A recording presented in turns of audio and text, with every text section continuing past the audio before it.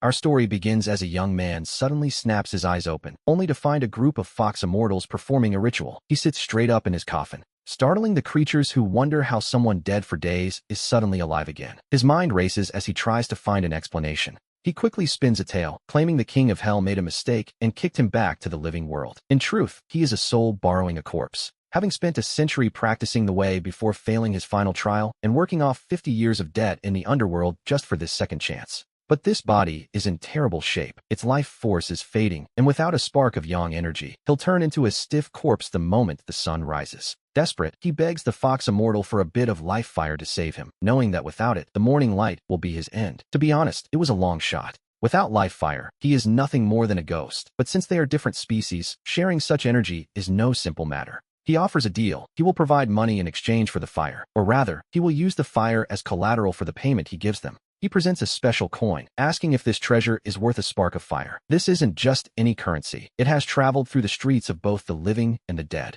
It carries the essence of the great Een, and the old fox, clearly a connoisseur of such things, senses a rare opportunity. He creeps closer, eyes gleaming with greed. The fox takes the money, deciding that saving a life is worth the merit. He grants a wisp of life fire, which settles right on the young man's head. Warmth floods his body instantly, and though he still feels a bit fragile, he can finally breathe again. He decides to strike while the iron is hot. He promises that once he recovers, he will host a grand feast of chickens in the fox's honor. The old fox, though slightly dazed by the loss of fire, perks up at the mention of food. The fox agrees but points out that a single wisp of fire won't last forever. Without a permanent solution, the young man is still doomed to die. If he dies anyway, the fox's efforts would be for nothing. This, of course, was exactly the opening the young man was waiting for. The secret to truly returning to life depends entirely on this fox. He immediately humbles himself, asking the kind immortal to finish what he started. He begs the fox to teach him a way to survive. The fox, feeling quite proud of himself, remarks that the boy has asked the right person. Claiming to be kind-hearted, the fox offers to teach him a secret ritual to restore his life force, provided he doesn't forget about those chickens.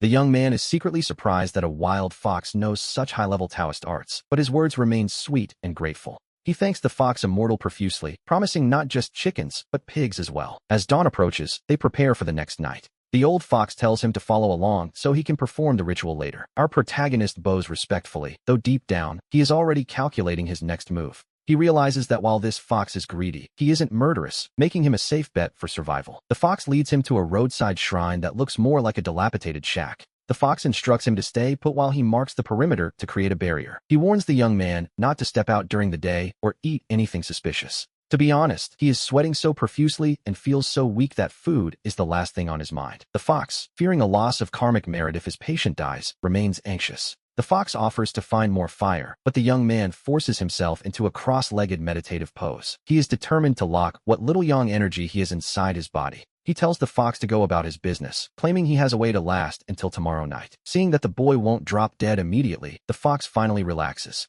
The fox pulls a tattered quilt from a corner to cover him before scurrying back to his den. There, his fox companions are busy imagining terrifying scenarios involving zombies. They wonder if the newcomer is some sort of blood-drinking monster, but the old fox quickly sets them straight. He explains that the man was sent back from the underworld and that he has already lent him some life fire as an investment. The other foxes worry it's a losing trade. What if the human dies anyway? But the old fox reveals the promised reward. He tells them that if the man survives, they will receive 10 roast chickens as a thank you gift. Suddenly, all their worries vanish into thin air. They decide this man is a true philanthropist, noting that 10 chickens could last them until the new year. It's a heartwarming sentiment, if a bit stomach-driven. The old fox snaps at them to stop thinking about food and get to work. He orders them to find 7 new oil lamps, 7 bowls, and various grains. He insists they use actual money to buy the supplies, warning that any stealing would ruin their spiritual cultivation, which, naturally, is a risk they cannot take. He reminds them of a foolish fox who met a grim end by a dog's teeth, and the group quickly scatters. The old fox then turns to another resource. He bribes a golden sparrow with a promise of grain, asking the bird to keep a watchful eye from the sky. Meanwhile, we return to the shrine. The young man is taking advantage of the quiet to perform a specialized breathing technique. He presses his palms to his soles, circulating what little power he has. He senses a flicker of spiritual energy in the area, but this body is so damaged it would normally take years to recover. Cultivating alone is simply too slow. He realizes he needs a guardian to help him along the way. This old fox, despite his greed, has a decent heart and seems like a promising candidate for recruitment.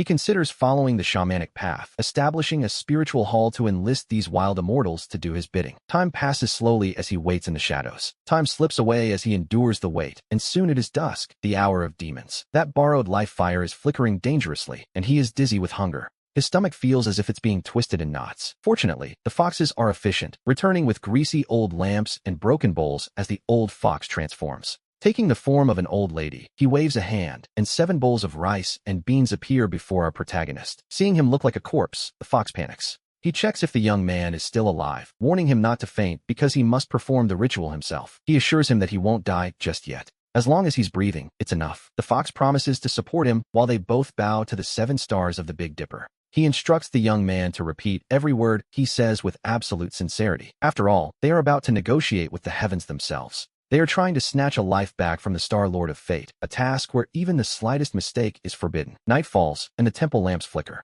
The old fox has the cubs flatten the weeds so the starlight can peek through. The 7-star formation is set, and the incense is finally lit. The scent of raw rice makes his stomach growl loudly. He is tempted to grab a handful and swallow it whole. At this moment, his primal hunger is showing. The old fox looks up at the thick clouds and grits his teeth. Even if the stars are hidden, the ritual must proceed. Clouds, he knows, cannot truly block the light. He supports the young man while chanting in a high, shrill voice that sounds like a crying infant. He speaks of a disciple's sincere heart seeking protection. He prays to the Big Dipper for a gift of life, offering 11,800 points of merit in exchange. It is a steep price, to be sure. Our protagonist follows along and bows. But the moment his head hits the ground, a cold wind surges, and countless dark shadows rush toward the temple like a tide. The air is filled with the shrieks of vengeful ghosts telling the fox to get lost. They claim this body belongs to them, not the newcomer. One voice screams that he is Li Yun and demands his body back. This is the backlash of a soul borrowing a corpse to return to life. Every lonely ghost within miles has caught the scent. They all want this chance at rebirth. The old fox's expression changes instantly as he realizes the scale of the chaos. He clearly didn't expect such a massive disturbance, but there is no turning back now. If they stop, no one survives, which, naturally, is a terrifying prospect. He forces himself to continue the incantation, desperately trying to hold the perimeter. In the corner, the incense burns unnaturally fast, turning black and moldy. It's as if something is sucking the very essence out of the air. A small, terrified fox lets out a cry, kicks its legs, and falls over motionless. Suddenly, the 2 candles at the temple entrance are snuffed out. A wave of Een energy bursts through the door, revealing a towering, 7-foot-tall hanging ghost. Inside the temple, frost begins to bloom everywhere as the hanging ghost appears, its face a ghastly pale blue with a hemp rope cinched tight around its neck. Its bulging eyes fixate on our protagonist and the old fox mid-ritual. A second later, a spectral rope suddenly loops around the old fox's neck. But the old fox reacts with incredible speed, leaping away and instantly shifting his direction. He stops bowing to the Big Dipper and turns toward the young man. Our protagonist sits cross-legged before 3 bowls of raw rice stuck with incense, looking very much like a sacred statue. To be honest, it's a bit of an imposing sight. With a deep bow, the old fox transfers a massive orb of his own life fire into the young man. In that instant, a thunderous roar echoes in the boy's mind. He suddenly senses the power of offerings from his past life. Though he failed his path then, his physical body was gilded and worshipped for 50 years. Now, using the cross-realm connection of the 7 stars, the divine power of that gilded statue crosses the veil between Yin and Yang to protect his broken body. Golden light explodes, illuminating the ruined temple as bright as day. The hanging ghost is scorched by this pure Taoist radiance and retreats with a terrified shriek. He doesn't dare hesitate. Riding the momentum of this surge, he recites the final lines of the incantation in a single, desperate breath. He calls upon the 7 lords of the Big Dipper, those who possess the power to dissolve the 3 calamities and ward off all misfortune. As the words leave his lips, the dark clouds vanish. The 7 stars hang high and bright, marking a moment of great completion, which, naturally, is exactly what they needed. The ghostly energy dissipates and his life fire reignites. A long-forgotten warmth surges through his veins, bringing his stiff, frozen blood back to life. His heart begins to thud, strong, steady, and rhythmic. To his ears, this simple sound is the most beautiful symphony in the entire world. Seeing the tide has turned, the hanging ghost gives him one last hateful glare before dissolving into shadows. He knows, however, that this grudge is far from over. Opening his eyes, he sees the old fox collapsed on the ground. To save him, the fox sacrificed 50 years of cultivation, nearly losing his very life. The fox can no longer maintain his human form and reverts to his animal shape. The other foxes surround the boy, baring their teeth in a clear display of anger. They clearly feel he has ruined their elder, but he tells them not to worry. He has a way to fix this. He gently calms the bristling, terrified foxes. Using the divine power he just tapped into, he gathers a spark of golden light and sends it directly into the old fox's forehead. This light contains the essence of his past life's cultivation and 50 years of incense-fed divinity. Suddenly, a tuft of bright orange fur sprouts on the fox's brow. Not only is his lost power restored, but his cultivation actually leaps to 80 years. The old fox snaps awake, his eyes wide with shock at this unexpected gift. The old fox stands frozen for a moment before bursting into a joyful dance, letting out strange, chirping cries of delight as the other 3 foxes join the celebration. They scurry wildly around the ruined temple until, a moment later, the old fox shifts back into the form of the short old woman, straightening her clothes with great care.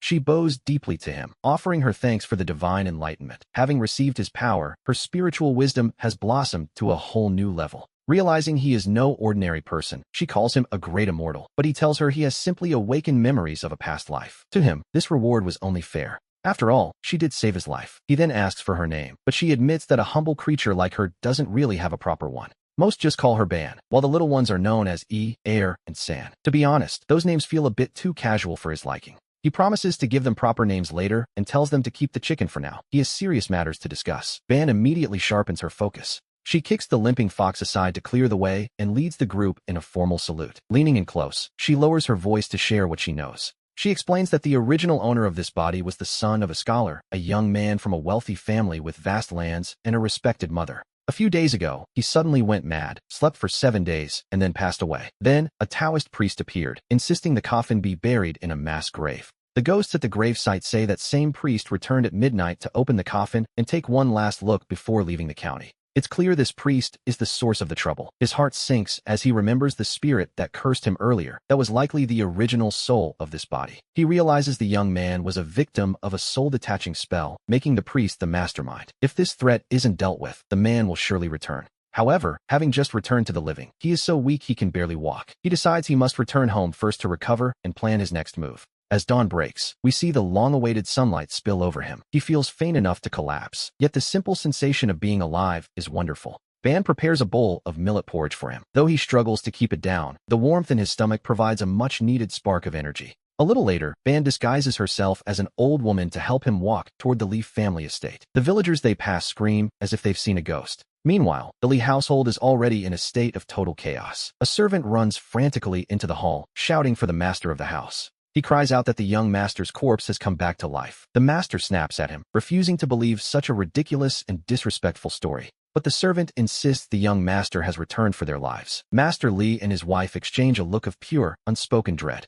Shocked and furious, Master Lee demands to know who would dare mock his family. But Madame Lee suddenly grabs his arm, her eyes welling with tears. She whispers, wondering if it could actually be true, and the two of them support each other as they rush out the door to find him standing there. Master Lee points at him, his voice cracking with terror, while Madame Lee's eyes roll back as she nearly faints on the spot. He demands to know what kind of monster he is. He asks why this creature is still tormenting his son's corpse, but Ban quickly steps forward to shield him, raising her voice to address the gathering crowd. She calls out to the villagers, asking them to listen to her side of the story, explaining that she was passing the mass grave early this morning on her way to the fields. She tells them she was so terrified her legs felt like jelly, and her first instinct was to run away as fast as she possibly could. But then, she asks the crowd to guess what happened next, pausing intentionally to build the suspense and keep everyone hanging on her every word. Someone in the crowd loses patience and shouts for the old woman to get on with it, prompting Ban to give a sly, dark little chuckle before continuing. She explains at a leisurely pace that she heard the young Master Lee crying out for help, and since it was broad daylight, she knew no ghost would dare appear. She ventured a few steps closer and, sure enough, spotted a coffin where someone was trapped inside, desperately shouting to be let out. Believing that saving a life brings great merit, she claims she pried open the coffin lid, only to find the young master himself trapped within.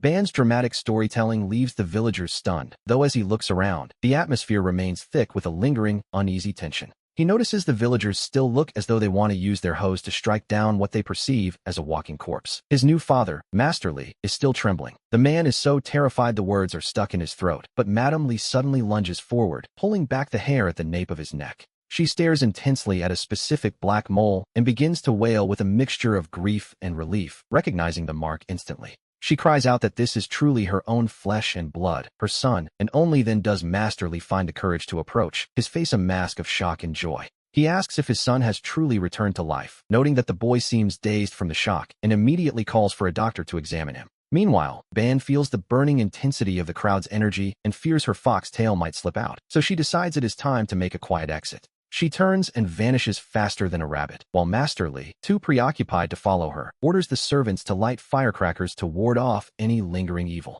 He even brings out an 8-trigram mirror to inspect his son for demons, and only after seeing nothing unusual does he finally allow himself a sigh of relief. Master Li orders the mourning hall dismantled and his son's memorial tablet burned. When the local doctor, Lin, is summoned, his legs are shaking uncontrollably. He is trembling like a leaf, and for good reason. 7 days ago, he was the one who declared the young master dead. He nervously checks the pulse, his face changing color. His expression shifts again and again. While the pulse is as thin and weak as a silk thread, he confirms that the boy is indeed alive. The doctor explains that the young master must have been in a state of suspended animation, and now he is simply starving to death. He instructs them to feed him rice water immediately, strictly avoiding meat. Master Li agrees to anything, desperate to save his only heir. While lying in bed pretending to be dazed, our protagonist realizes this doctor is a complete amateur, though his advice on recovery isn't entirely wrong. Over the next 3 days, he survives on rice water while gradually piecing together an understanding of this strange new world. He learns it is the 3rd year of the Jitao era in the Daning dynasty. History took a sharp turn after the Qin dynasty, leading to entirely different eras. Although the various schools of philosophy exist, they don't match the world he knew. The original owner of this body was a 16-year-old named Li Yun. Young Yun was a child prodigy and a scholar. His family owns 100 acres of fertile land, making them wealthy local landlords. His new father, having failed the imperial exams his whole life, pinned all his hopes on his son, even naming him Yun for its scholarly connotations. He hoped the boy would reach the highest ranks, but the more our protagonist thinks, the more he feels something is terribly wrong. The original Yun was healthy. He had suddenly gone mad and died. Immediately after, a Taoist priest appeared, refusing payment but insisting that Master Li bury him in a mass grave. The priest claimed it was for feng shui, but Ban discovered he had secretly returned that night to open the coffin. This was no act of charity. It was clearly a soul-detaching spell. That priest wasn't being kind. He intended to use the body to cultivate a corpse demon or harvest the soul for dark arts. It was a stroke of luck that he possessed this body, or the Li family would have eventually been wiped out. As he plots his revenge against the cultist, a plump young scholar suddenly bursts into the room, crying out in relief that his big brother has finally come back to life.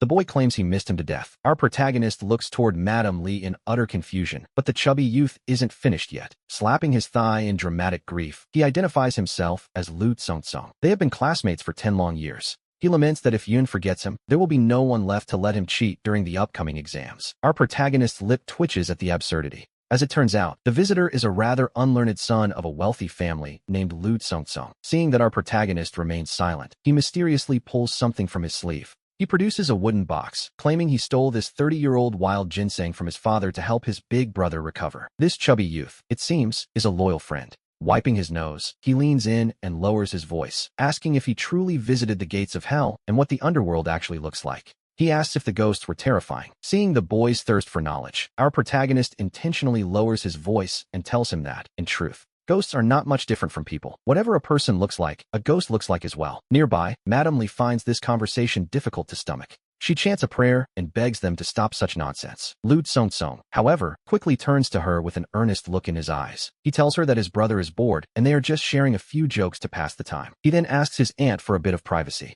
He playfully suggests it is embarrassing for her to listen to boys talk. Madame Li eventually leaves the room, letting out a heavy sigh as she goes. She feels that since her son returned to life, he has not only forgotten things, but also seems to have a thick wall between himself and the family. Certain habits and details simply don't match anymore. To be honest, if it weren't for the birthmark and the childhood scar, she would be truly worried. Since those marks match, and the master personally verified the empty coffin, she tries to stay calm. Yet, she can't shake the feeling that he is a different person. Everything seems to align, yet that Taoist priest has vanished as if he evaporated from the face of the earth, leaving no trace behind. Feeling uneasy, Madame Li visits temples to fulfill vows and even hides a consecrated amulet under his pillow, just in case. She fears some demon might have possessed her precious son. Back in the room, Lu Tsong rests his chin on his arms, staring expectantly at the bed. He begs his big brother to tell him more about what the underworld is really like. Our protagonist decides to shift the conversation. He tells Tsong they can discuss the underworld later, but first, he asks if the boy believes that immortals truly exist in this world. Tsong confirms he does, noting that even the sages believed in spirits, and the imperial court performs sacrifices every year. It is a logical conclusion, really.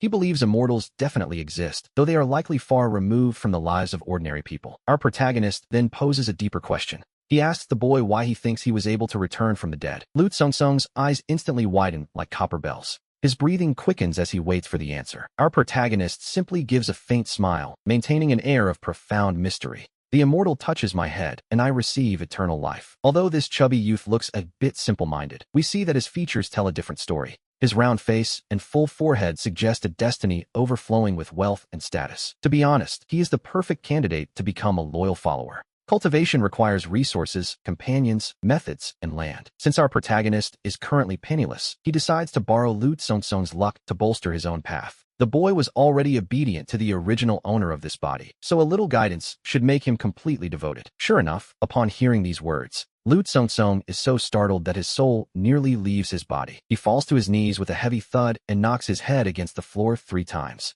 He begs to be accepted as a disciple. It seems the boy is far too easy to fool, as he doesn't harbor even a shred of suspicion. Our protagonist is caught between laughter and tears, asking if he truly looks like an immortal in his current state. Song insists his aura has completely changed. He claims his friend looks just like a deity from a painting. Seeing his sincerity, our protagonist offers him a chance at destiny, telling him that tomorrow night, he must prepare 10 roasted chickens in his courtyard. Then, he must go inside and sleep, promising not to peek no matter what sounds he might hear. He warns that any dogs must be tied up. If the chickens are gone by morning, the ritual is a success. Lu Song is left looking utterly dazed. He wonders if a divine connection can really be traded for 10 roasted chickens. It sounds too simple, but he is told not to ask any more questions. If he were to provide wine and those foxes got drunk, their true forms would likely scare his entire family to death, which, naturally, would be quite a problem. Though confused, Lu Song dutifully notes every instruction. To strengthen the boy's resolve, our protagonist begins explaining the karmic cycles of hell. The tales leave the boy dripping with cold sweat, and he vows to follow his master to escape the sea of suffering. Before he leaves, a final display of power is needed.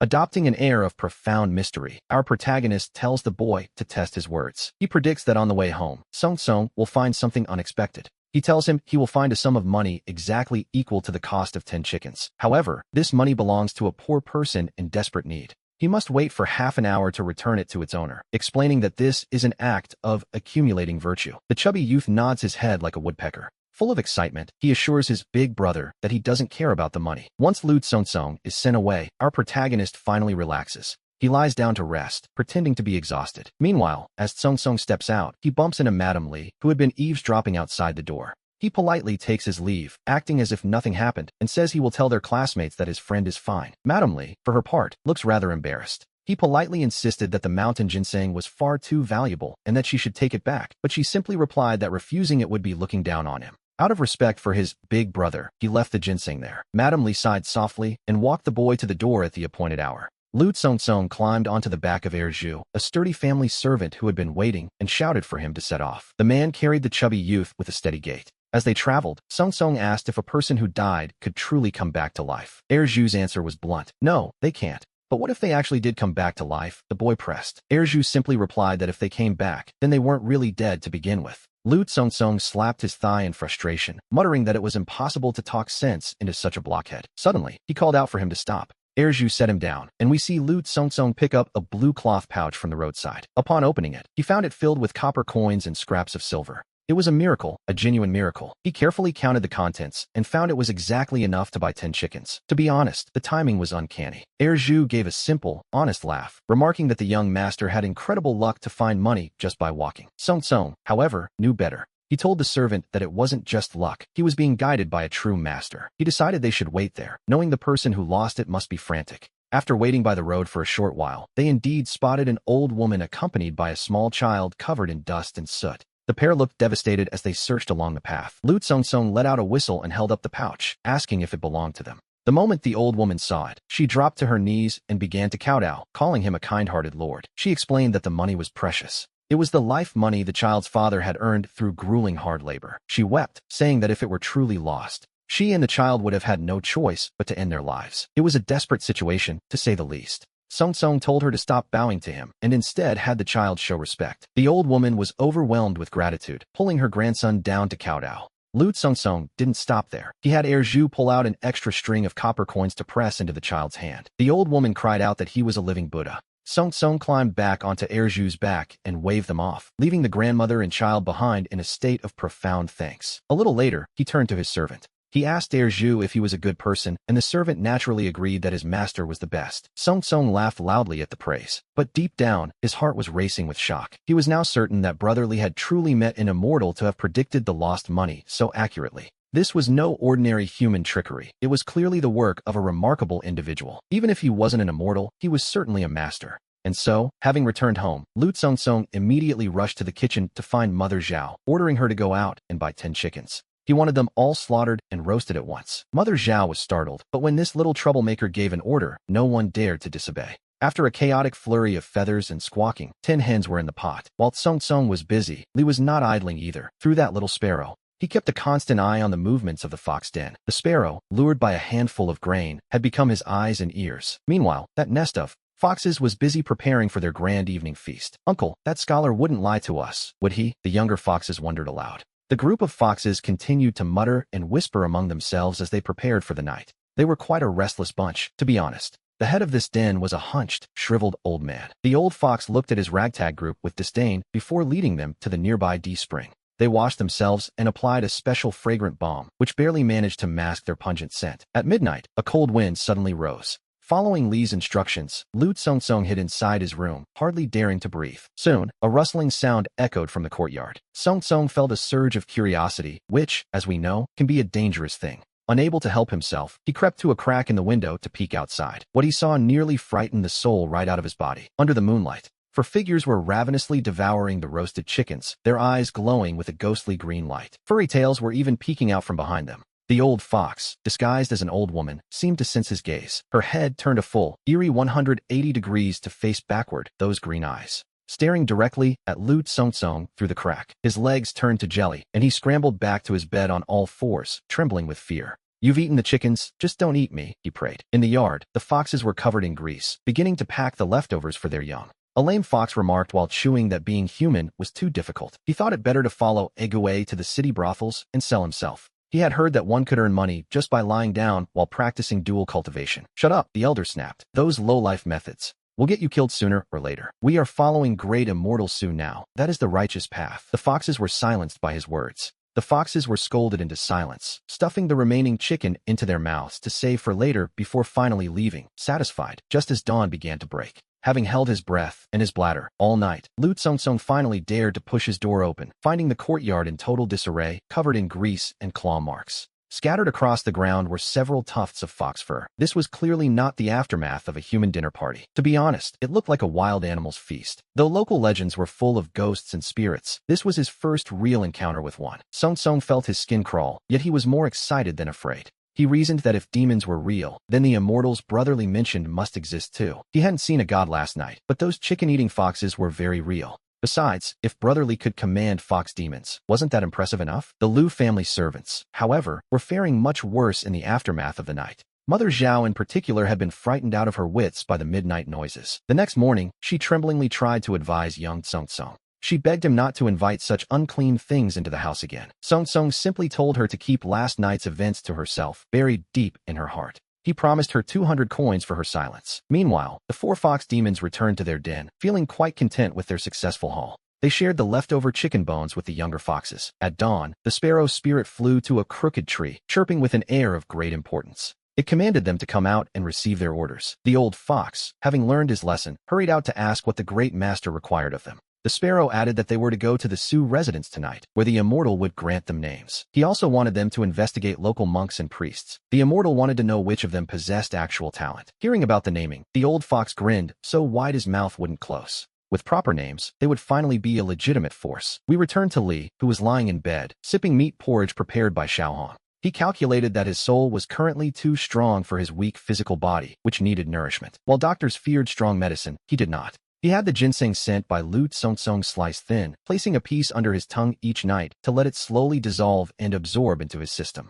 Combined with frequent small meals of porridge and mutton soup, his recovery speed increased significantly. Xiaohong watched his self-prescribed regimen with utter confusion. She wondered when her young master had learned medicine. He offered no explanation, simply telling her to follow the instructions. After finishing his meal, he went outside. He scattered some grain to bribe the sparrow's spirit to continue acting as his eyes. Then, he returned to his room to study the original owner's books. He needed to understand the writing and philosophy of this world. Not long after, Xiaohong pushed the door open to announce that young Master Lu had arrived. Li set down his book and gave the word to let him in. Before he could even finish, Lu Tsong came sliding to the bedside, his eyes gleaming as he called out to his big brother. He claimed he truly did find money yesterday. Li simply smiled, gesturing for Xiaohong to leave, and Tsong immediately leaned in, lowering his voice to a conspiratorial whisper. He asked if those chicken-eating visitors last night were actually Fox Immortals. Li nodded, confirming he had sent them because he intended to introduce Tsong to them. This was the immortal fate Li had mentioned, yet Tsong felt a mix of excitement and genuine dread. To be honest, the idea of dealing with monsters still terrified him. Li looked him in the eye, asking why he would ever harm him. He explained that while he was destined for immortality, his path was fraught with many looming trials. He told the boy he needed someone to help protect his path and asked if Tsong was willing to be that person. Seeing the boy's eager face, Li sighed inwardly at how easily the lad was swayed. With a serious expression, he promised to teach him true skills since he was so willing. He claimed to have foreseen a coming disaster and needed to borrow Tsong's strength. His plan was for the boy to establish a Fox Immortal shrine and invite that Fox family home. He intended to teach him the shamanic Shu Ma method, making him the fox's earthly vessel. While this path could drain one's vitality, Li had a plan to mitigate the cost. He would set strict rules to prevent the foxes from possessing the boy's body at will. This method allowed Tsong to borrow immortal power without the need for years of cultivation. However, there was still a price to pay in the form of mental and physical energy. He asked if the boy was still willing, despite the toll it might take. Tsong's logic was unique, to say the least. He figured that if it drained energy, it might help him lose weight. He begged Li to teach him immediately. And so, Li carefully taught him the incantations and the rules for setting up the shrine. He told him to find a quiet room at home to honor the great master Li Shigong. He was to place tablets for the Fox Immortals there, offering them chicken and fish on the 1st and 15th of every month. The room was to remain locked and strictly private. Li warned that no one else must ever enter. He explained that the foxes wouldn't be eating for free, as they were incredibly well-informed spirits. Tsong could use their information for business, but he had to donate a portion of his profits to charity. This was to accumulate merit for both himself and the foxes. We learned that only one fox in that den truly shared a karmic bond with Tsong. Fortunately, that single fox was capable of keeping the other three in line. However, the foxes needed more than just food. They needed to be civilized. Li instructed the boy to spend his free time teaching them from the classics. Upon hearing he had to become a teacher, Tsong's face fell instantly. He sheepishly admitted that he himself barely knew more than a few written characters. Li put on a stern face to frighten him, warning that if the foxes weren't civilized, their wild nature might one day break out and harm his entire family. Li explained that he had to raise them like children. Only once they were truly tamed would they risk their lives for him. He also gave specific instructions for feeding time. Tsong had to feed them with his own hands so they would recognize his scent, and speak to them often so they became familiar with the sound of his voice. After everything was arranged, Tsong and Erju shared a simple vegetarian lunch. Later that afternoon, Li returned to his room for a nap, only to fall into a hazy, unsettling dream. In the dream, a cold wind howled, rattling the doors and windows. When he stood up to close them and turned around, he saw a figure hanging from the ceiling beam. It was his maid, Xiaohong, her hair disheveled and her tongue protruding. Her lifeless eyes stared directly at him, and Li found himself breaking into a cold sweat. Since mastering his internal cultivation, he hadn't dreamed at all. A vision like this was surely an omen. He immediately took out his copper coins to perform a divination. The result was the bow hexagram, a flock of eagles preying on a lone sheep. It was an omen of great misfortune, and in this scenario, Li was the sheep being hunted. The hanged ghost from his dream hadn't just found him, it had brought reinforcements. Li let out a cold laugh, determined that no one would touch his people on his watch. He immediately summoned Xiaohong, taking a lock of her hair and asking for the exact time of her birth. The poor girl turned bright red, wondering what he intended to do. Despite her embarrassment, she did exactly as she was told. He told her it was a matter of life and death and instructed her to keep the charm tied to her bedpost. Xiaohong's face turned pale with fear as she nodded repeatedly. Li then checked his parents and the other servants. While they all carried a bit of bad luck, none were marked for death. It seemed the entity was picking the easiest target. By targeting Xiaohong first, the ghost hoped to strike a weak point. Li then had Tsong and Xiaohong help him rearrange the furniture in the courtyard. He set up a simple feng shui array and finished by burning an evil warding talisman at the entrance. Once finished, he paused to wonder how the ghost had entered at all. Every house has its guardian spirits, and none may enter uninvited unless a traitor leads the way. His thoughts immediately turned to the soul of the original owner. If the former master was leading these ghosts inside, then the situation made sense. This was a problem that had to be solved before that soul grew too powerful. If that spirit became a corpse ghost or a demon, Li's physical body would eventually be at risk. After some thought, he decided the best path was to refine the spirit. He planned to make the former owner his natal divine general, much like the ancient masters did. It was a mutual benefit and certainly better than letting him become a monster.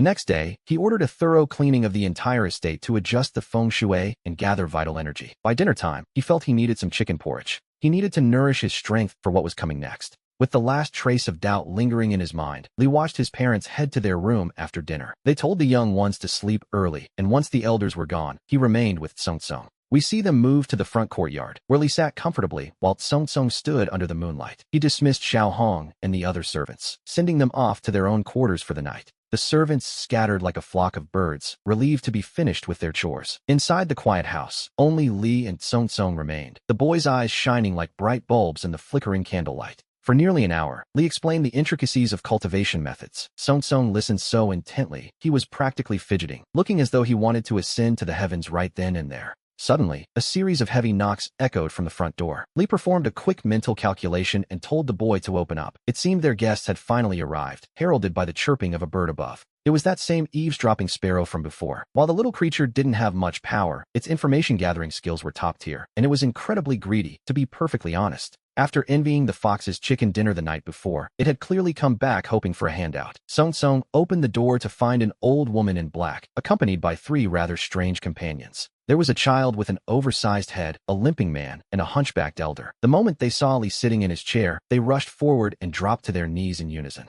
The entire Fox clan had come to pay their respects to the Immortal. Li looked down at the group and calmly told them to rise. He explained that he had summoned them tonight for 2 reasons. First, to grant them proper names, and second, to officially accept them as disciples under his guidance. The 4 foxes were overcome with emotion, their heads hitting the floor in repeated bows. The old fox, their leader, was particularly moved by this sudden stroke of fortune. Tears actually began to stream down the old fox's face. After so many years of hiding, they were finally being recognized. Li offered a few comforting words, feeding them just enough encouragement to win their absolute loyalty. The foxes were moved to the point of tears by his kindness. Li turned to the leader, noting that while he was a male fox, his habit of appearing as an old woman was actually quite practical for traveling. He decreed that from now on, the leader would be known as Hujini. As for the others, their new names would mark a fresh start for the entire family. The big-headed one became Hudushio, the limping one Hu Butong, and the hunchback Hudelu. Li warned them that since they followed him now, they must walk the righteous path and leave their thieving ways behind.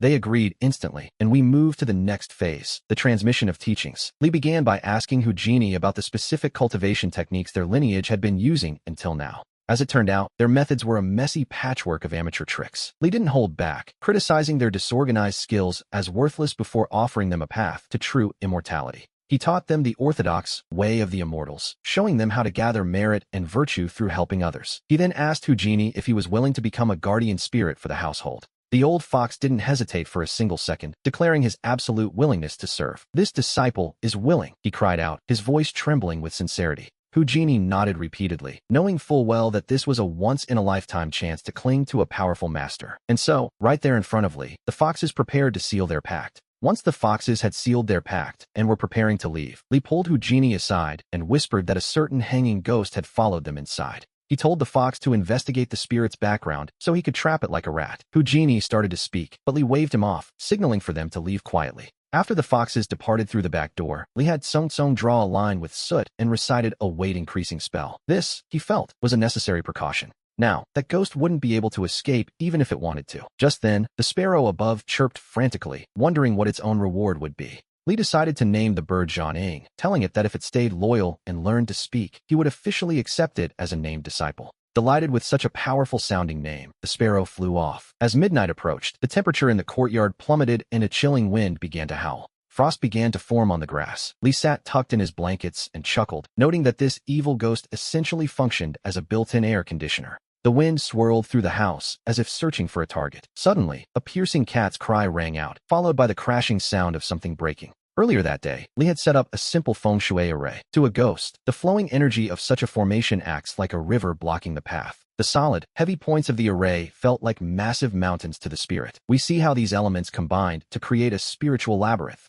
The creature was now trapped within a ghost wall of Li's making. Outside, the strange noises stopped, replaced by a silence that felt heavy and ominous. But Li knew this was merely the calm before the storm. Suddenly, a faint, raspy whisper echoed right next to his ear. "Where are you? I'm going to find you," the voice hissed, sounding both hoarse and utterly sinister. Heavy footsteps approached, each one seemingly stepping directly onto Li's heart. It was a classic psychological tactic, to be perfectly honest. Lee looked at a painting his grandfather had received as an official. He had added a Mount Tai talisman to it, making the mountain impossible to move. He had also tied spiritual knots at the head of the bed to create a barrier. Unless he opened the door, the ghost couldn't enter even by tearing off the roof. A creaking sound came from the door as something tried to push it, but the wood didn't budge. The ghost pushed again and again, growing frustrated. The spirit stared through the cracks, blowing a breath of energy that froze the air instantly. Yet, from its perspective, the room looked empty. Lee seemed to have vanished entirely. The ghost muttered about checking elsewhere, but Lee knew better than to believe the lies of a spirit. He refused to fall for the trap and opened the door. Sure enough, an hour later, the dark shadow crept back to see if its trick had worked. The shadow finally departed, turning its attention toward the side wing where the servants lived, a perfect place to prey on those it deemed weaker. The older servants were snoring like thunder, so the ghost ignored them and headed straight for Xiao Hong's room, where the girl lay trembling under her covers. Hearing the old hen by her bed clucking restlessly, she remembered Lee's warning and gripped her blanket, paralyzed with fear as the bird suddenly went silent. To her horror, the hen wasn't just quiet. It was being hoisted toward the rafters by a hemp rope. To the hanging ghost, this was the perfect moment to strike. Seeing that Xiao Hong was already scared out of her wits, the spirit lowered a blood-stained noose from the ceiling, which is a rather grim sight, to say the least. As if possessed, Xiao Hong rose uncontrollably and walked toward the rope, which tightened around her neck as she began to struggle and kick her legs. The hanging ghost watched with grim satisfaction, but soon felt a flicker of confusion. The resentment produced by this girl was strangely weak. Disappointed by the lack of spiritual energy, the ghost decided to leave, planning to return and harvest the rest of the family once chaos broke out tomorrow. However, when she tried to depart, she found herself trapped. The chilling wind howled through the courtyard, yet she could find no exit whatsoever. The entire courtyard had become a spiritual iron bucket, holding her fast until the rooster finally crowed and the morning light began to break. In a state of pure panic, the evil spirit dove into the well to hide. The next morning, Lee's father surveyed the messy courtyard with a dark expression. Lee rinsed his mouth and casually asked why Xiao Hong hadn't come to serve him. The older servant woman stammered, looking quite nervous. She explained that Xiao Hong was sick with a fever and talking nonsense, claiming that last night, her prize hen had been found hanging from the rafters. Lee knew exactly what had happened. The hen had sacrificed itself to take the blow meant for the girl. After finishing his porridge, he stepped outside. He found his father, Deputy Lee, reassuring the servants that the wind had simply blown down some tiles and it was nothing to worry about. Song Song approached with dark circles under his eyes, looking for answers. Lee turned to his father and suggested a thorough spring cleaning while the house was being repaired. His father agreed, adding that they needed to clear out the bad luck because he was planning to arrange a marriage for Lee soon. Lee told his father there was no rush, as he still hadn't figured out the truth behind his own brush with death. He felt certain someone had targeted him.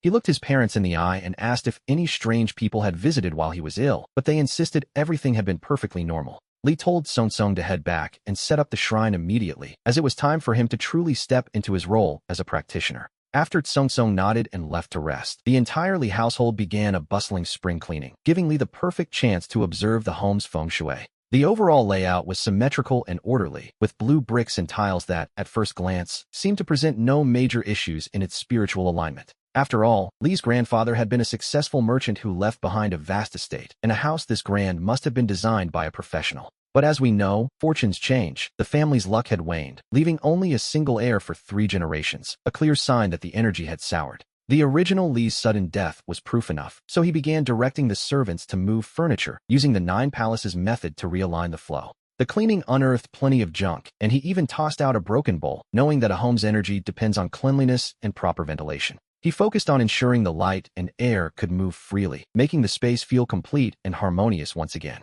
He chose the northwest wing as his bedroom, a spot where the strong energy could help heal his body and bolster his own cultivation through the family's luck. The cleaning continued until late afternoon when the sun was strongest, but suddenly, a chilling wind rose from the ground without any warning. An old servant woman, caught in the draft, sneezed as her protective energy flickered, and she screamed in terror, claiming there was a dead body in the well. Her wooden bucket splashed back into the depths as Master Lee rushed over, scoffing at the idea of ghosts appearing in broad daylight. Lee stepped forward to calm the woman with a pat on the shoulder, then had someone bring a bronze mirror to reflect light into the dark water. The water was clear, showing only a few goldfish floating belly up. The servant sighed in relief, repeatedly insisting she must have just been seeing things. Lee simply smiled, for in his eyes, the hanging ghost was clearly hiding at the bottom, clutching those fish and desperately pretending to be dead. Trapped within the estate, the spirit had fled to the well, a place of deep energy, which Lee decided was the perfect spot for a specialized trap. He quietly took a bronze fish paperweight from the study and borrowed a ritual vase from his mother's shrine to complete his plan.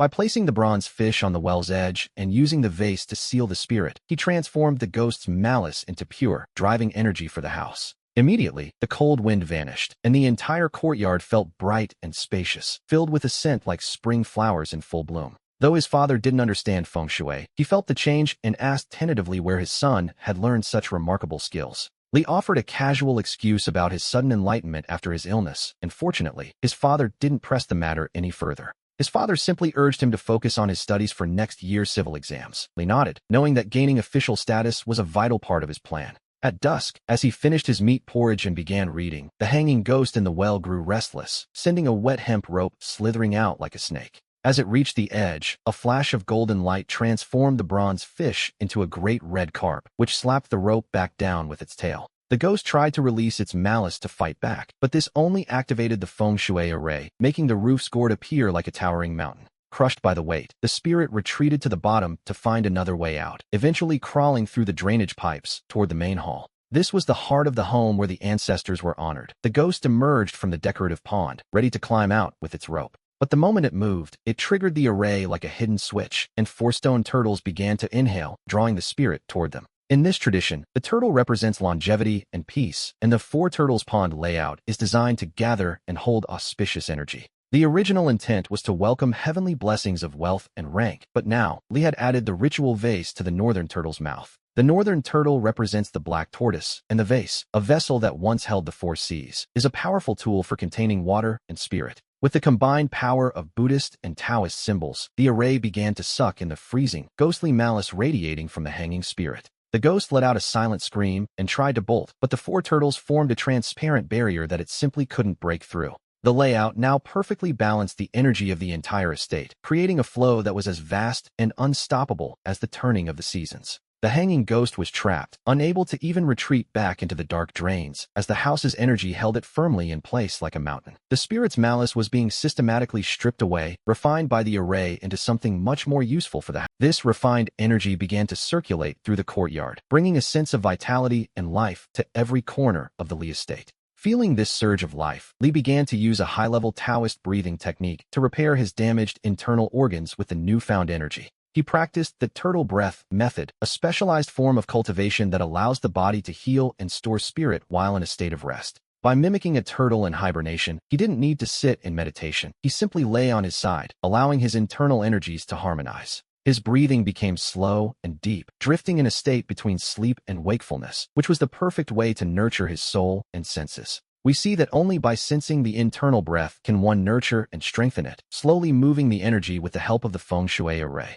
Li quickly mastered the knack of it. His mind went blank, focusing entirely on the sensation of his breath flowing and circulating through his body. He could hear his own heartbeat and the subtle movements of his organs as the vital energy nourished them, drifting in a state between sleep and wakefulness. In truth, this was no different from deep sleep, allowing his organs to detoxify and his damaged bodily functions to begin their own quiet repair. While Li was busy nurturing his life force, things at the Liu household were becoming, to put it mildly, rather chaotic as Liu Tsong tried to follow instructions. He needed a secluded place to establish a shrine for the Fox Immortal, but the Liu estate was far too busy for such a private endeavor. Song decided his only option was to buy a separate house, but since that required over 100 taels of silver, it wasn't exactly a small request. This naturally alerted his mother, who feared her son was planning to squander the family fortune on gambling or less reputable pursuits. She immediately sent several sturdy servants to keep him under house arrest, but the chubby young man tried to climb the wall and escaped the moment they blinked. Unfortunately, he sprained his ankle in the process and was dragged back inside, wailing in pain as his escape plan came to a crashing halt. Through a mess of tears and snot, Song tried to convince Lady Liu that he only wanted the house so he could study in peace for the exams. His mother, knowing full well that her son hadn't touched a book in years, didn't believe a word of it and refused to give him a single coin. She locked him away to wait for his father's return, leaving Song to sigh in defeat, his spirit as dampened as his injured foot. His servant, Zhu, began massaging the sprained ankle to help the circulation, asking curiously why his master was so desperate for a new house. With a look of profound heartbreak, Song explained that he had been blessed by an immortal and needed a quiet place to show his devotion. He lamented that his mother simply didn't understand, and that by keeping him trapped here, she was causing him to miss his divine destiny. Zhu didn't bother asking which immortal was involved, but after thinking for a moment, he offered a potential solution to the young master's problem. He suggested using his old family home in the countryside, which had stood empty ever since his father passed away and he had come to work for the Lius. It was a simple earthen house in a very remote location, perfect for someone seeking seclusion or perhaps just a place to hide from a worried mother. He warned that since no one had lived there for a long time, the weeds had likely taken over, but Sung Sung's eyes lit up at the news. Sung Sung's eyes lit up with excitement as he praised Erju, noting that a remote, abandoned place was exactly what they needed. Using a bit of clever trickery, the two of them managed to slip away and headed straight for Erju's old family home in Yeoja village. The house was tucked away in a cramped corner with a small hill behind it and a massive tree blocking the front entrance. Because of that tree, the courtyard gate was set at a crooked angle, a classic example of what feng shui masters call a deviant path. Even the hill behind them offered no protection. In a heavy rain, the runoff would surely wash away the very foundations of the house. With the hill blocking the light from behind and the tree obstructing the front, the entire place felt trapped in a perpetual, unsettling shadow. The moment they stepped inside, Sung Sung felt a sudden shiver as the damp, chilly air of the moss-covered courtyard clung to him. Erju cleared a path through the weeds and unlocked the door, releasing a gust of cold, stale air from the dark interior. The inside was dry enough, though it smelled heavily of dust and mold, prompting Sung Sung to tiptoe cautiously through the gloom. We see only a small table and a few stools in the dim light as they pass through the main hall toward the back of the house. The backyard was carved directly into the hillside, featuring a simple lean-to kitchen, a pile of old firewood, and a neglected garden. It was certainly remote and quiet, just as promised, leading Erju to explain that his father had built it on unclaimed land. He shared how his father had raised him alone after his mother passed, eventually working himself to death to provide for his son. Sung Sung was genuinely moved, remarking that Erju's tragic backstory sounded like something straight out of a popular adventure novel. He promised that as long as he had meat to eat, Erju would always have broth, vowing to look after his loyal companion. After that brief moment of sentiment, the two began to tidy the space and set up the shrine exactly as Li had instructed. They moved the dining table to the front hall, covered it with a red cloth, and hung a blank scroll upon the wall. At the top, they wrote the title of the great Master Li, followed by the names of the Fox Immortals, Hu Jin, Hu Huxiu, and the others. To invite the Fox Immortals, one must focus their spiritual intent while consecrating the incense burner, a process Sung Sung followed step by step. He lit the incense, bowed to the four directions, and offered formal prayers to the local deities to announce the completion of the shrine. In the end, Sung Sung wasn't entirely sure if he had succeeded, but he followed his instructions to the letter, sealing the door with a piece of red paper. On it, he wrote the date in a formal declaration. Disciple Lu Sung Sung invites the Fox Immortals to this shrine. Let no other spirits enter without invitation. This served as a spiritual seal, ensuring no wandering spirits would claim the space before the intended guests arrived, and only then did the two finally depart. The moment Sung Sung finished the ritual, Hu Jing, waiting back at the old crooked tree, felt an immediate spiritual connection that filled her with absolute joy. She began to dance a strange, frantic jig of excitement, commanding her kin to pack their things because they would be moving that very night. She was more than ready to leave their current cramped and smelly den behind, though the other foxes wondered if the new house was large enough for them all. Hu Jing couldn't answer that yet, so she decided to scout the location first, transforming into the old woman in black to follow the spiritual trail to the village. Upon arriving at Erju's old family home, she saw how it leaned against the hillside and felt a wave of deep satisfaction. It was perfect, really. She imagined her fox children playing on the mountain, and when she saw the massive tree blocking the front door, she was even more delighted. Their old home was a crooked tree, and this new place had one too, a great tree to gather spiritual energy and provide cover for small spirits like them. It would even attract crows and magpies to nest, which she found quite charming, before she turned her attention to the red paper seal on the door. After reading the invitation twice to be certain, she grinned, showing her sharp fox teeth, and tucked the paper away as her formal credential before entering. To a human, the overgrown weeds in the courtyard might have been an eyesore, but for a fox, they were a wonderful feature that offered perfect concealment. Though the interior was dim and shadowy, she could see the blank scroll, the Immortal Register, at a single glance, and she knelt before it with deep respect. She offered incense and bowed, formally greeting the great Master Li as her spiritual authority before projecting a fragment of her consciousness onto the scroll. As her intent merged with the words Fox Immortal written there, her perspective shifted entirely, revealing the true nature of the room they had prepared. With the altar and incense burner in place, the house had become a spiritual domain, and the scroll was now a gateway into this hidden realm.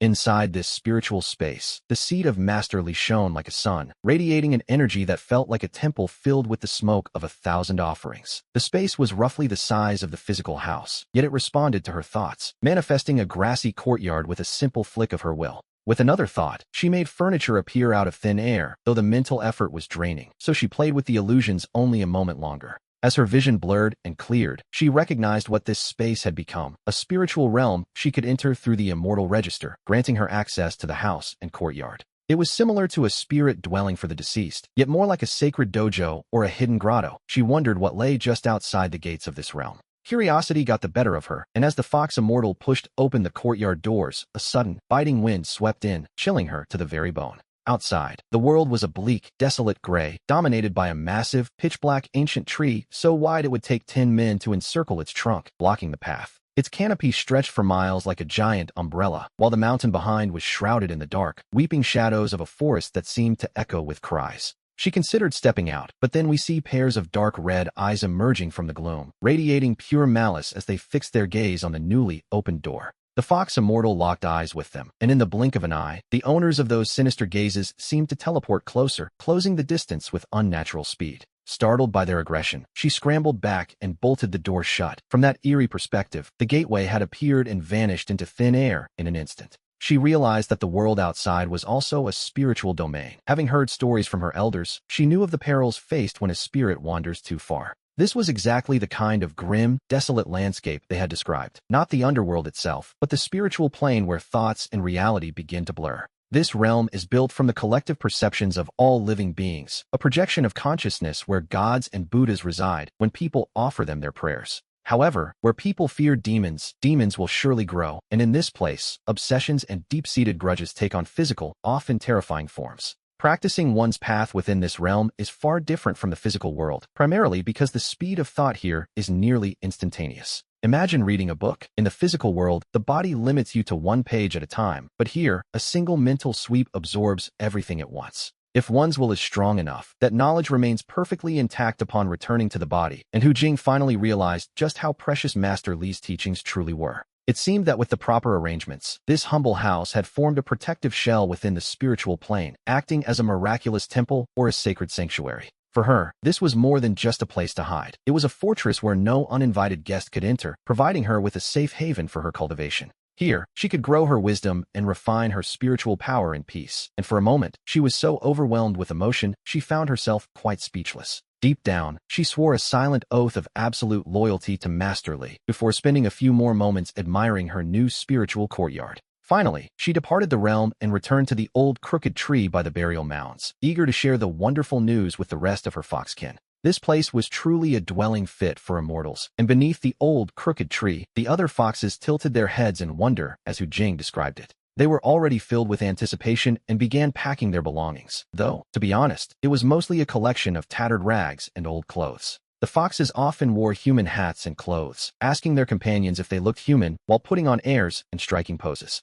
They would stand up to mimic a human's walk, clutching a few copper coins, discarded children's books, or broken toys and marbles. Every little treasure was too precious to leave behind, so they packed them all, waiting for nightfall when the four spirits took human form. With 2 in front and 2 behind carrying bundles, the 7 or 8 smaller foxes who hadn't yet transformed followed in a neat line. And so, they finally moved away from the old crooked tree. Though the den was humble, Dushio found it hard to say goodbye. He went through the trouble of finding a large stone to block the entrance, thinking they might return one day, but the others questioned him. They asked what would happen if another of their kin wanted to live there, suggesting he leave a bit of kindness behind. Eventually, he only half covered the opening. We see them traveling toward the Fox Immortal shrine set up at the simpleton's house, led by a fox holding a red paper talisman so that no dogs would bark. They arrived safely at the quiet house in the corner of the village. The younger foxes, having never lived in a human home, began rolling around playfully the moment they entered. Hu Jing then instructed Dushio and the others to kowtow to Master Li, the master of the law, and attach their thoughts to their names on the shrine's register. As they did, the spirit foxes entered the spiritual realm, where they were instantly stunned by the strange sight of thoughts manifesting into reality. They wondered what kind of magical place this was, convinced it was a celestial grotto. Soon, one conjured a flower while another manifested a blade of grass. However, because their focus was undisciplined, their creations didn't last long, unlike Hu Jing, whose wisdom and century of cultivation made her nearly human. Hu Jing eventually stopped their playing and spoke up to establish the rules of their new home. She reminded them that their good fortune was entirely thanks to Master Li, and strictly forbade them from speaking nonsense to outsiders. They were never to leak the secrets of this place, especially to those like Hu Ague, lest they bring trouble upon themselves. She warned them that if they failed, she wouldn't wait for the master to act. She would personally wring their necks and skin them alive. Hu Duxiu, Hu Delu, and Hu Butong trembled in fear and nodded frantically, knowing that for a fox, such a fate was the most terrifying of all. The cruelest punishment of all was skinning, for a fox's pelt is valuable, especially when taken while the creature is still alive. In the past, their younger kin who hadn't yet matured were often caught by hunters and brought home alive rather than killed instantly. The elder foxes who tried to rescue them could only watch in horror as their kin were hung from iron hooks by their necks. Sometimes the fox wouldn't even die quickly. Without a merciful end, they might scream in the wind for nearly an hour. Even if they died of pain, their skinless flesh would continue to twitch, a sight that left the other foxes terrified and utterly helpless. The hunters kept packs of mountain dogs and possessed their own mountain arts, specifically designed to counter the magic of forest spirits. Hu Jing knew this was the most effective threat she could use, and seeing them tremble, she finally softened her tone. She explained that while the elders could walk out in human form, the three of them lacked the cultivation to hide their scent from dogs. A single bite could force them to reveal their true forms, so they were told to stay inside and tend the backyard vegetable garden. They also needed to scout the back mountain to find safe caves for the younger, non-spiritual foxes, as they couldn't all live together. Most importantly, she warned them never to push open the gates of the spiritual realm to the outside world while their strength was shallow. She feared that demons might force their way in and seize this sanctuary, which, naturally, would be a source of great shame for them all. Once they understood, Hu Jing finally felt at ease and began to communicate with Lu Tsong, the simpleton who hosted their shrine. As her consciousness entered the spiritual space of the register, she discovered a silken thread connecting her soul directly to Lu Tsong. This thread marked him as her medium. Through it, Hu Jing could send him dreams, lend him her divine powers, or even possess him. At that moment, Lu Tsong was fast asleep, deep in a dream where he was already locked in a fierce battle with an old demon. In his dream, he shouted that he would stab the demon, white blade in, red blade out, as he aimed for the creature's heart. He boasted of stabbing the liver with a green-stained blade and the gallbladder with a yellow one, his imagination running wild. He was even threatening to puncture the demon's bowels, fighting with all the enthusiastic vigor of a child's chaotic dream. Suddenly, the old demon vanished, and a massive fox appeared. Its fur was crimson with a golden mark on its brow, looking quite kind. The fox radiated a sense of divine beauty, and seeing this, Lu Tsong immediately regained his clarity within the dream. He became quite polite, realizing that this majestic creature was far from the demon he had been fighting. He explained that since he had taken Brother Li as his master, and Brother Su said the fox was a guardian, they were on the same side. Hu Jing smiled, noting that this was for the best, and suggested that the younger foxes might even call him senior brother. Lu Tsong hesitated, wondering if that was appropriate, but Hu Jing quickly brushed the formalities aside, which was probably wise. She told him they could simply be friends, and then began to explain how he could borrow her spiritual strength and techniques. To borrow her power, he only needed to visualize a flame on his brow, hold a stick of incense, and chant her name 3 times. However, because his body was so weak, he could only borrow a single year's worth of her cultivation before his energy would be exhausted. She offered him 5 techniques, the first being a ghost-expelling method that could drive away lonely spirits, though not powerful demons. This could solve basic hauntings, and even if it couldn't banish a spirit, it would at least allow him to communicate with it. The second was the art of obstruction, a simple illusion that could hide things from sight, though it was mostly effective against ordinary people. Third was the healing incantation, a charm for minor ailments that worked best when paired with actual medicine, as one might expect. She mostly used it to stop bleeding or pain for her kin, while the fourth technique was the art of foraging for basic divination. This allowed her to sense natural warnings of danger, though she admitted it wasn't always perfectly accurate, a rare bit of honesty. The fifth was the art of enchantment to control hearts, but she warned him of the backlash if it were ever used for evil purposes. He only had to chant the command to use these, but she warned that full possession was forbidden unless it was a dire emergency. If his life were truly in danger, he only had to call for her help, and she would inhabit his body to save him. The next morning, we see Lu Tsong waking up feeling refreshed, as if he had eaten a whole chicken's worth of nourishing energy. After rinsing his mouth and finishing 2 bowls of porridge, he jokingly asked his maid, Xiao Hong, if she had slept well. She replied that while the start of the night was restless, she eventually fell into a deep, comfortable sleep and felt wonderful. He explained that he had moved the older servant's quarters further away to give her some peace, so she could focus solely on him. He told her she could safely ignore any other requests for help, which made Xiao Hong quite happy, before he asked if the lamb had been bought. Xiao Hong noted that his mother had invited Dr. Li over first to check his pulse before making any expensive purchases. After all, a lamb isn't cheap. Unlike a chicken or a duck, a small lamb only yields about 10 pounds of meat for its price. Lu Tsong nodded as Dr. Li arrived early to take his pulse, and the physician was visibly surprised by what he felt. He remarked that the young master's recovery was remarkable, looking more like he had been resting for weeks rather than just a single night. While his pulse was still slow, it was no longer thin as a thread, appearing steady and calm, much like that of a healthy elder. Madame Li then showed the doctor the recipe for the mutton soup, asking for his professional opinion on the medicinal formula. The doctor frowned at first, wondering why he was being asked to critique another's work, noting that every physician has their own theories. But as soon as he realized it was a dietary tonic rather than a standard prescription, his eyes widened in genuine surprise. He called the method brilliant for nourishing blood and vital energy, though he noted it seemed like a secret passed down through wealthy families. When asked if his son could use it, the doctor confirmed he could and suggested the parents might even enjoy it themselves occasionally. He cautioned that it was best for cold weather, though since the young master's body was currently as cold as ice, it would serve him well even in summer. The doctor then asked where the recipe had come from, wondering if he might be allowed to copy it down for further study. Madame Li gave her permission, claiming she found it in an old book and hoping it might help save others in the future. The doctor, clearly intrigued, pressed further to ask which ancient book it was, hoping to gain some of that hidden knowledge for himself. Lu Tsong simply smiled and said nothing, a silence the doctor correctly interpreted as a polite refusal to share more. The doctor promised to return in a few days to check on him again, and Madame Li walked him out to the gate. Once outside, she pulled him aside, asking why he had previously suggested they seek out Taoist priests or monks for her son. Dr. Li remained tight-lipped and simply shook his head, admitting that there are some things even a man of medicine doesn't fully understand. The doctor explained that among Taoist priests, there might be one person or one method that offers a glimmer of hope, and he urged the madam not to overthink it. With a quick farewell, he departed, and we follow Lu Tsong as he heads to the Wooming Hall to observe the subtle shifts in the estate's feng shui. Looking up at the courtyard, he sees several birds perched on the gourd, drawn naturally to this place where the vital energy is now so rich and concentrated. Even the water in the pond has begun to flow on its own, becoming living water, while a single venomous gaze remains trapped within the feng shui formation. The array continuously purifies the malevolent energy, transforming it into life force. Yet Lu Tsong calculates that a great calamity still looms ahead. Though the carvings are filled with killing intent, they lack true intelligence, allowing him to subvert them, which suggests the real mastermind has yet to appear.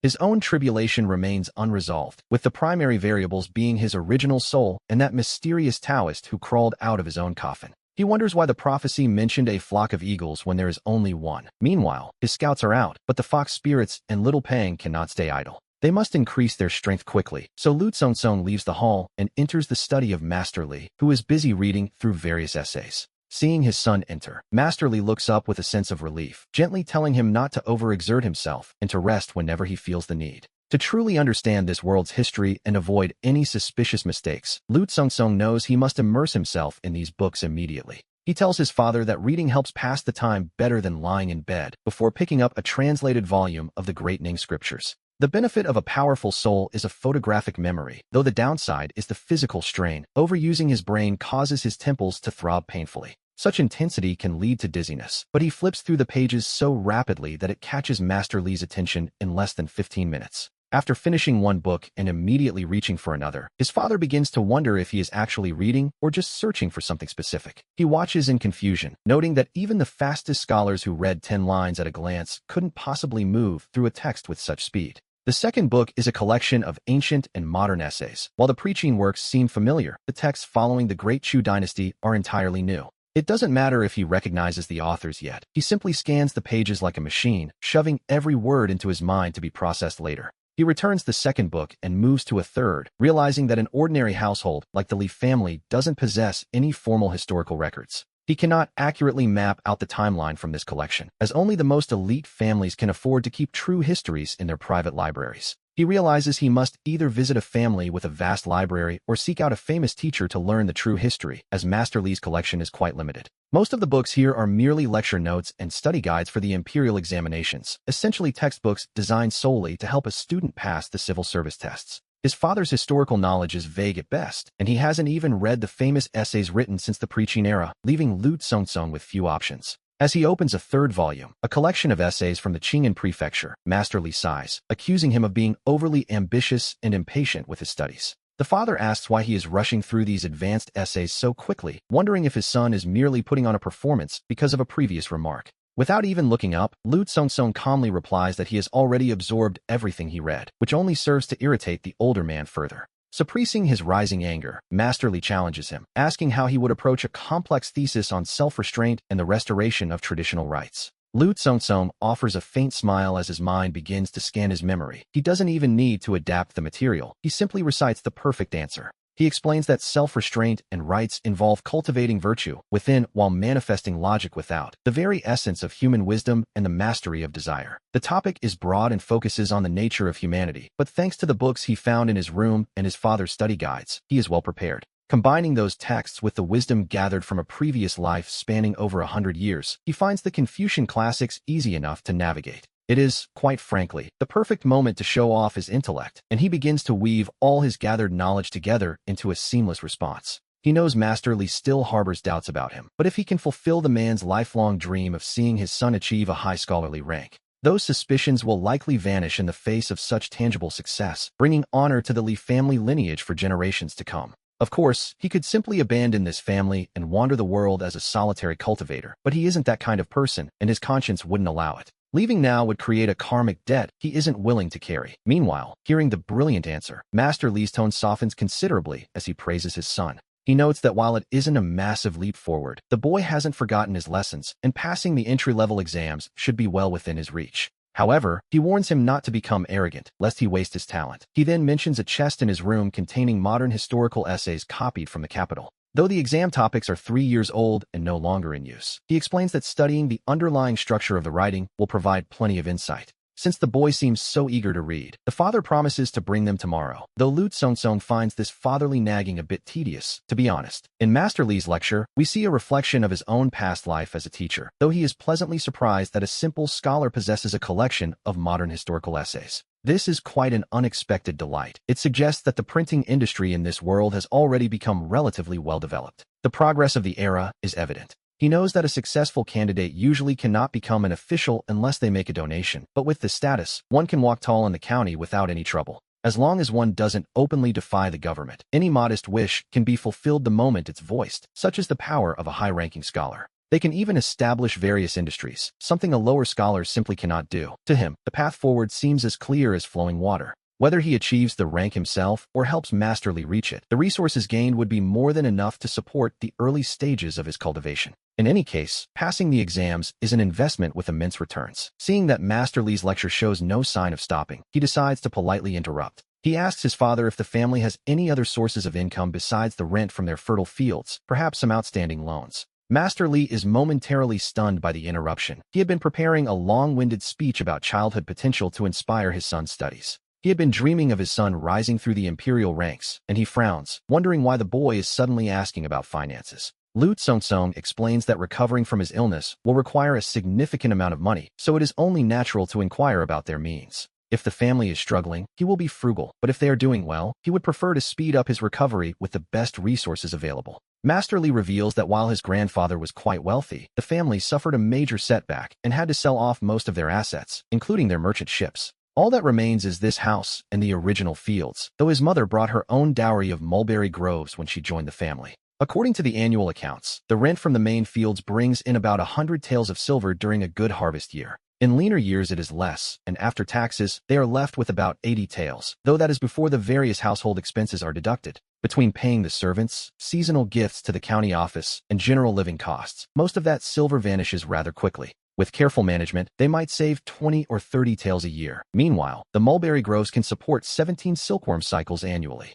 If all goes well, they can produce 200 to 300 pounds of raw silk, which his mother and the maidservants then weave together. They produce about 50 or 60 bolts of satin, earning another 30 or 40 taels of silver. Hearing this, only one thought crosses his mind. Even a landlord's family has no surplus grain, it seems. He looks at this grand estate, spanning several acres, and realizes its prestige is mostly for show. Master Li doesn't find his son's interest in finances distracting. After all, if one cannot manage a household, how can one hope to govern a nation? While saving 50 taels a year sounds like a fortune to some, a closer look reveals there is actually very little left over at the end. Between buying brushes and ink for their studies, paying for tutors, or purchasing the latest historical essays, the costs begin to mount. Even if they don't buy books and simply pay someone to copy them, it is an expense far greater than food or clothing. Our protagonist falls silent. By his calculations, they are barely breaking even, and a financial deficit is a very real possibility. That Immortal, Huang Zhenren certainly lied. He was promised a wealthy family to support his early cultivation, not a life of selling off fields just to survive. Masterly notices his son's visible disappointment.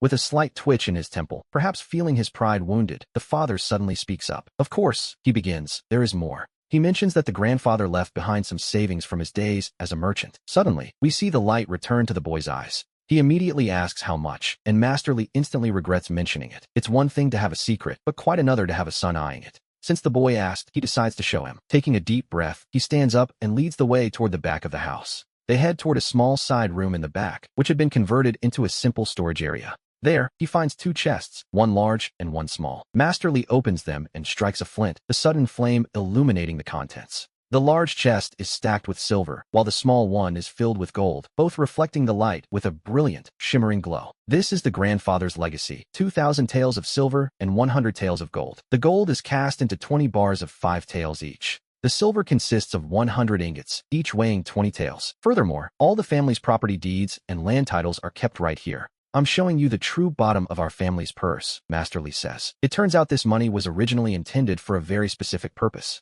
His grandfather had saved it to secure a comfortable government post for Masterly once he passed the exams, though that day never actually came. Now, the offer is passed to the son. If he passes the exams, the money is his to use. As for his recovery, his parents will handle those costs separately. He explains that another 200 taels were saved over the years. However, if one insists on eating expensive ginseng and velvet antler like daily meals, no amount will last. While that sum might cover a year or two of careful recovery, our protagonist realizes that at his current rate, he could burn through it all in just a month or two. Even with the family's entire foundation added in, they might only last a couple of years. Looking at the gold and silver, he begins to calculate their lifespan and asks his father a question. He asks if his father plans to simply live off their savings forever without finding new income. Masterly sighs, admitting he considered buying more land to let the money grow. But there is a catch. Imperial regulations state their land holdings have already reached the legal limit. As for business, he confesses he simply doesn't have the head for it. He fears he would only lose what little they have. His only hope now is to fulfill the grandfather's dying wish by passing the exams and becoming a scholar to elevate their status.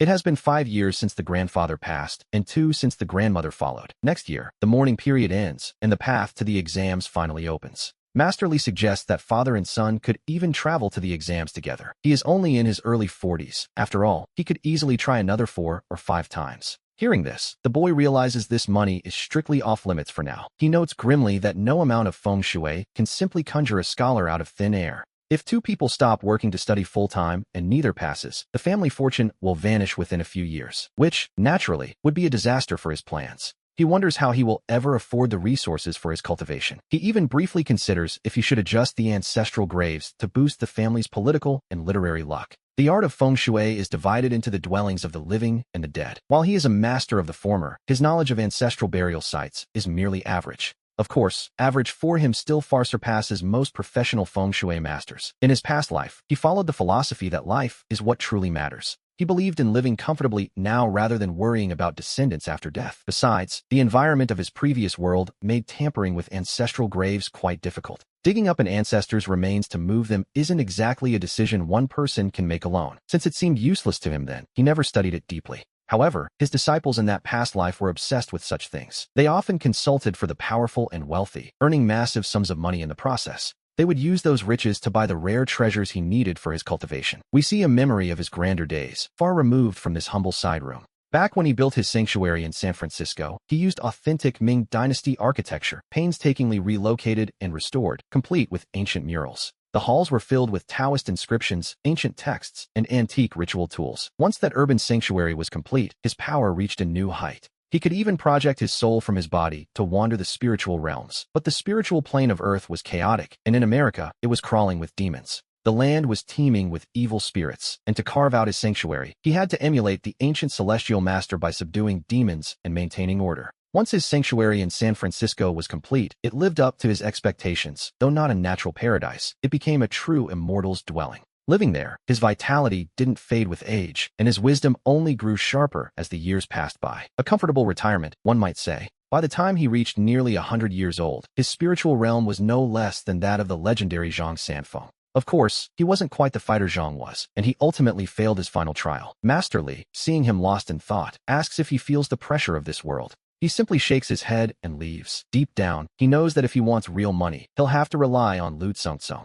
Master Li, seeing that dismissive look, feels a bit slighted and asks if the head shake means he thinks they won't pass the exams or if the family fortune is too small. The two of them leave the cellar, and Master Li replaces the bricks and the container. Now that he knows the family's true bottom line, our protagonist can plan. He begins to formulate a concrete strategy for his cultivation. Returning to his room, he massages his pressure points to stimulate his circulation. After taking a slice of ginseng, he closes his eyes to rest, though in reality, he is mentally digesting the books he recently read. He understands that while he needs others to provide resources, the path to immortality ultimately depends on his own efforts. He meditates for nearly an hour. He carefully processes every bit of knowledge he absorbed. He notes, with a touch of irony, that it's a pity he doesn't have a progress bar to track his mastery. Just as he finishes, Xiaohong pushes the door open and excitedly announces that the master and madam have granted him 2 taels of silver for his monthly allowance. Xiaohong is overjoyed, but he remains expressionless. 2 taels might support an ordinary family of 3 for a month, but to him, it's barely a drop in the bucket.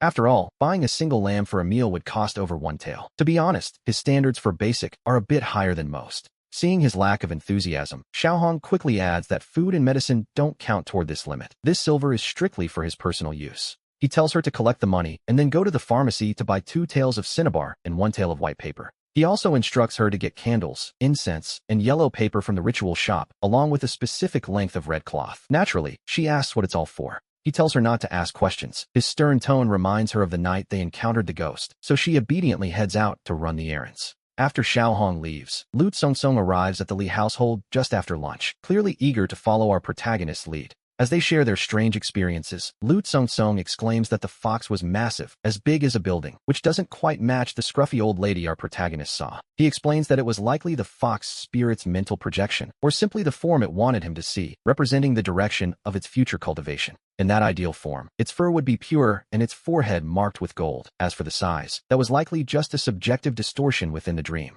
Lu nods, admitting that when he woke up this morning, the dream felt incredibly vivid, as if every detail were etched into his mind. He felt he could perform the Fox Immortal's spells with ease, so following our protagonist's instructions, he went out and bought supplies. He brought roasted chicken, grilled fish, fruit, and pastries to the Fox Immortal's shrine as an offering, and the fox spirit actually appeared to eat with him. Afterward, he forced himself to read from the introductory books. The foxes seemed to enjoy it, but it was pure torture for him. The fox spirit even started asking questions, prompting Lu to beg our protagonist to take over the teaching, as he nearly fell asleep after just an hour. He told them he'd return tomorrow just so he could escape and come here, though he proudly claims he's already mastered the cultivation method. The young man starts showing off a simple illusion spell, repeating it like a basic magic trick until our protagonist decides to burst his bubble. He reminds Lu that it's the fox spirit who has mastered the skill and is simply lending him power. Lu's own shamanic techniques haven't even begun. Without realizing that all things in nature possess a spirit, he hasn't truly cultivated anything. If the fox stops lending him power, he'll have nothing.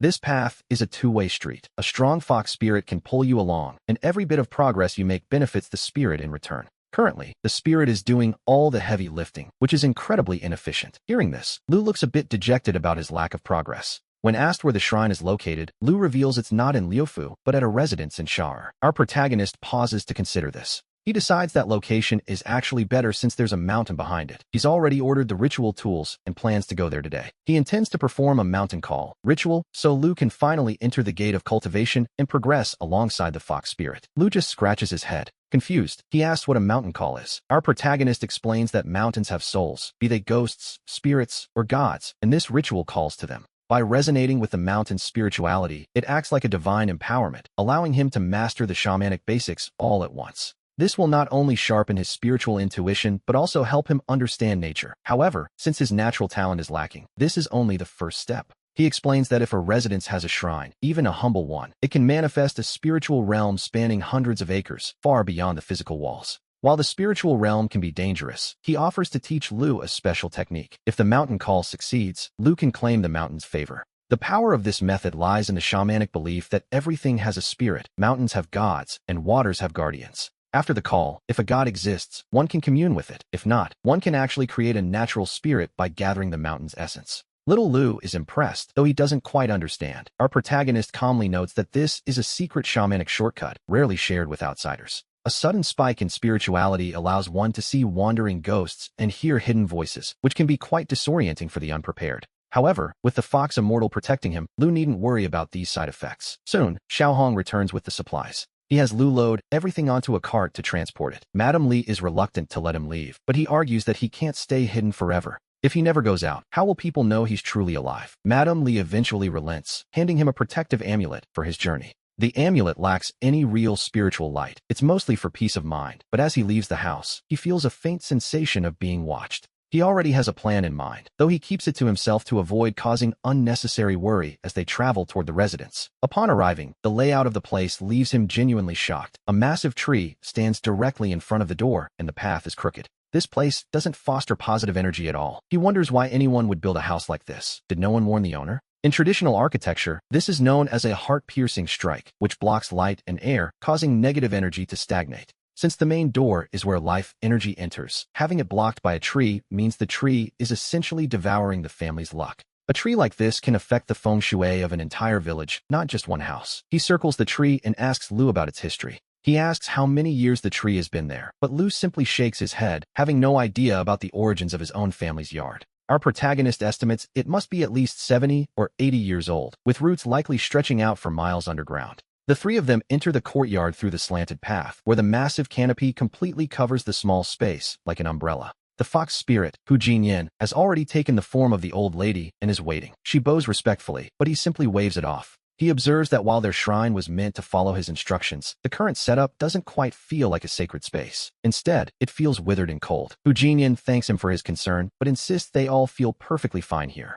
She claims nothing is wrong. The place is quiet and safe, with a mountain right behind them for a quick escape if needed. Our protagonist nods, realizing he is looking at this from a human perspective, while animals see the world quite differently. Besides, these foxes originally practiced as wild spirits, so it isn't strange that they prefer such a secluded, shadowed place. Hu Jinyan even marked the old tree at the entrance to create an illusion. The house only remains stable because of their pact. Since Lu Tsong is their medium, he remains unaffected. He then asks if the life-borrowing coin from last time is still there. Hu Jinyan quickly produces the copper coin and hands it over carefully. He hadn't planned on taking it back, but things have changed. He explains he has a new use for the coin and heads into the inner room, where a single altar hangs with the Fox Clan's registry. The list is sparse, featuring only himself as the master and the 4 foxes, a very small family indeed, all things considered. Usually, a shamanic shrine would host dozens or even hundreds of spirits, so he turns to Lu Tsong with a suggestion. He tells Lu to add Zheneng to the registry as well. After all, he is a sparrow spirit who can be quite useful. Zheneng will stay by his side to gather intelligence. Lu nods, having already mastered the process of updating the spirit scroll. Taking the seat of honor, our protagonist asks about the tasks he assigned them, wanting to see if they've been diligent. He asks Hu Jinyan if they've found the Taoist whereabouts or any news of local sorcerers, monks, or powerful spirits. Hu Jinyan steps forward, explaining that she used the language of birds to question the local wildlife and gather clues. She hasn't confirmed the details yet, which is why she hadn't reported in. He tells her it's fine and encourages her to speak. According to an old fox, the Taoist left the mass grave and headed toward Mount Yu, a well-known sacred site for cultivators. The mountain hosts the Shanju Temple for the mountain god and the Dizong Nunnery. Being low-level spirits, they haven't ventured there yet. They will need to find other ways to investigate further. Additionally, they have discovered the origins of the hanging ghost. They also discovered that the hanging ghost died 2 months ago in a small grove outside Li village, where the locals pooled their money to hire help. A Taoist from the Shanju Temple on Mount Yu is sent to handle it. Our protagonist nods, acknowledging that these 2 pieces of information are quite important. Hu Jinyan takes a breath and continues, noting that they have also gathered a general overview of the other practitioners in the surrounding area. The situation is still a bit vague, but we learn there are 11 villages nearby, each with its own local sorcerers and shamans. While many are just frauds, those with actual talent can be counted on one hand. And as for fellow spirits, she knows of 4: a chicken, a pig, a rat, and an ox. The chicken spirit was originally a fighting rooster owned by a wealthy family. After gaining spiritual awareness, it pecked out its master's eye and fled. It usually hides among ordinary chickens to steal food, but if it's discovered, it leaves its victims bloodied and battered without a second thought. After gaining power, it took over Qingfeng Pavilion to live with a brood of wild hens. To be honest, this fellow sounds like quite a handful. With feathers like grease and a beak like a kitchen cleaver, it proved too much for the 2 hunters and 2 martial artists the original owner hired. Even though foxes love to eat chickens, Hu Jinyan admits this one is dangerous, suggesting they've already crossed paths. As for the pig spirit, it began as